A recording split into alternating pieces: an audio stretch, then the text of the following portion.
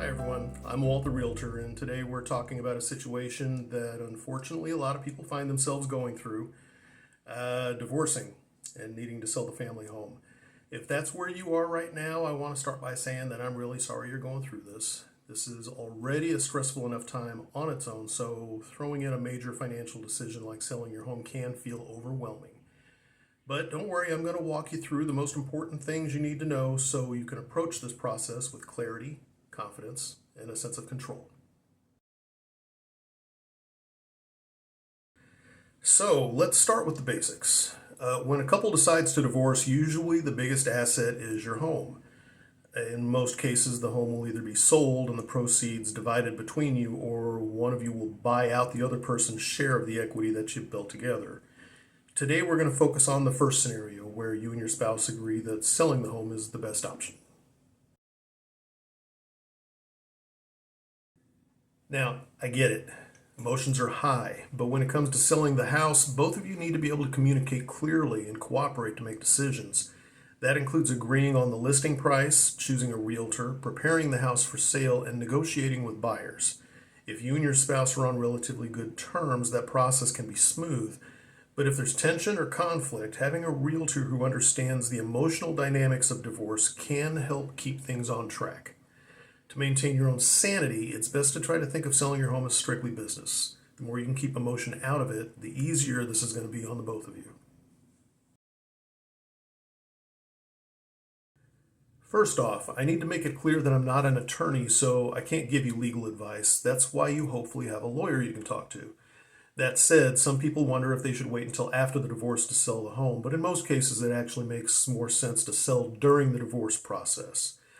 And the reason for this is because the proceeds from the sale can be divided as part of the settlement, and it'll give you both a clean financial break. However, it does depend on the local and state laws where you live and whether or not the court has to approve the sale. In some cases, a judge may want to sign off before the property can be listed.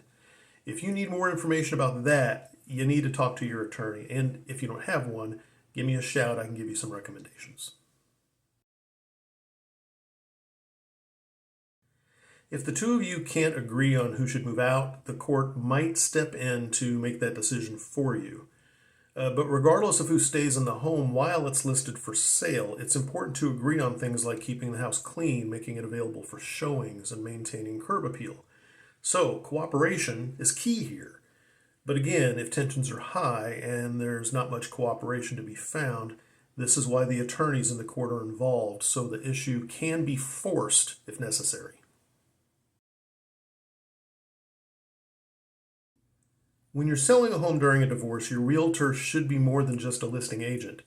You need someone who can be a neutral party and is able to communicate clearly with both parties. They need maturity, they need the personality and attitude, and a disposition to keep things calm and cool, as well as fair and professional, regardless of what's going on behind the scenes.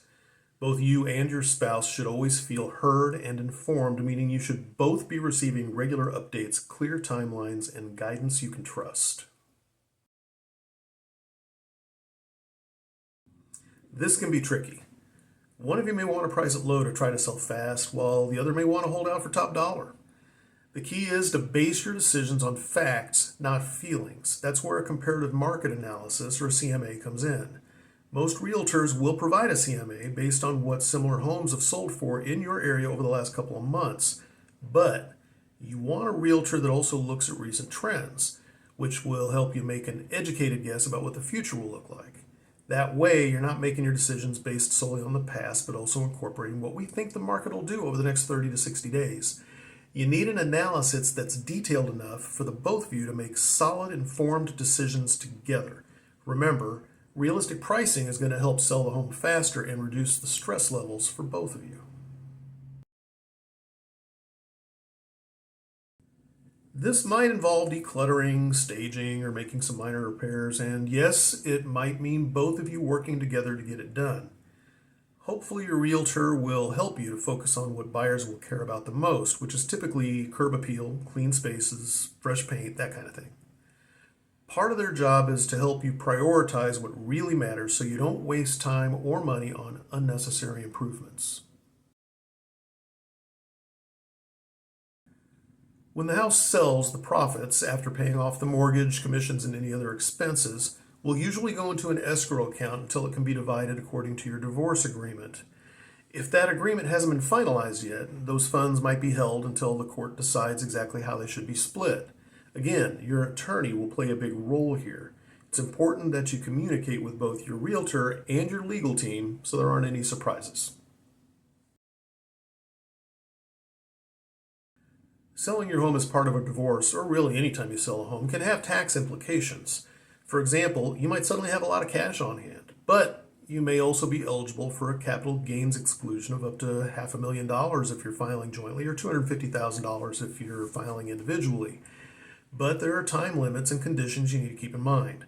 That said, just like I can't give you legal advice because I'm not an attorney, I also can't give you tax-related advice, but I can refer you to a tax professional that knows this stuff by heart if you need additional information. Just let me know. If one of you refuses to cooperate, the situation gets a lot more complicated. For example, if you want to keep the house, you would need to be able to refinance it on your own to remove your spouse from the mortgage. And if you're not financially able to qualify for that loan, you wouldn't be able to keep the house unless your spouse agrees to stay on the mortgage with you. And what do you think the chances of that are? And even if you can qualify for that mortgage, your spouse is still going to want their share of the equity they helped to build up in the home while you were together. Now, those numbers are negotiable. That's why the attorneys are there. But when someone decides to dig in their heels, the judge is going to have to make that final call. Selling your home during a divorce isn't easy, but with the right guidance, it can be manageable. My role as a realtor is to be a calm, steady presence who focuses on the needs of both parties, respects both parties, and helps you walk away with a clean break and a fair outcome. So if you're going through a divorce and need to sell your home, I'm here to help. No pressure, no judgment, just clear, honest advice and support every step of the way.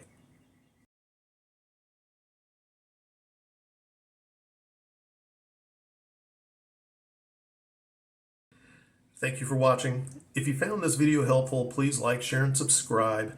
That'll help others find this video when they find themselves in the same situation you're in right now. And if you have any questions or just need someone to talk to about your situation, scan the QR code on your screen. That'll take you to my website, walttherealtor.com. All my contact information is there, and I'm always happy to help. And with that, you take care of yourself. Things will get better. See you next time.